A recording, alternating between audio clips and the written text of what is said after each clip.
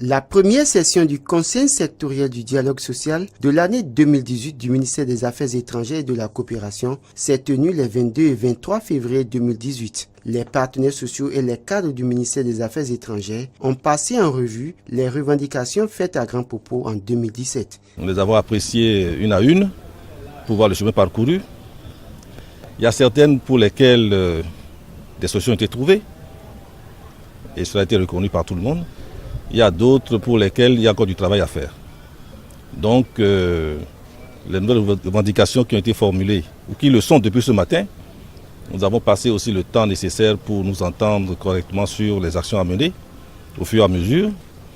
Et en même temps qu'on définit les actions, nous disons au niveau de l'administration quel directeur peut être en charge de la gestion des revendications pour que des solutions soient trouvées. Au vu des discussions et l'ambiance qui a prévalu au cours des travaux, tout porte à croire que le ministère des Affaires étrangères et de la coopération sera épargné des grèves perlées observées au sein de l'administration publique. Au niveau de l'administration, nous faisons tout ce qu'il faut quand même pour que nous n'atteignions pas un point de non-retour qui pousse à bloquer les activités. Nous sommes un ministère quand même particulier. Nous représentons l'État à l'extérieur.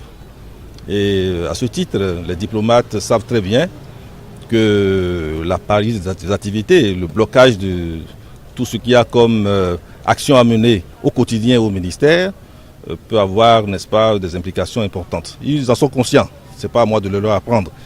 Mais ce que au niveau de l'administration nous devons faire, nous nous efforçons quand même pour que des solutions à apporter, nous les discutions, que ce qu'il est possible de faire, qu'ils le sachent, ce qu'il est possible de faire immédiatement, qu'ils le sachent aussi, ce qui doit être différé, qu'ils en aient conscience, et que les choses se passent correctement. Précisons que les revendications des travailleurs du ministère des Affaires étrangères et de la coopération sont de différents ordres, notamment celles liées aux conditions de travail, à la carrière des diplomates, les affectations en poste et le redéploiement du personnel à l'interne.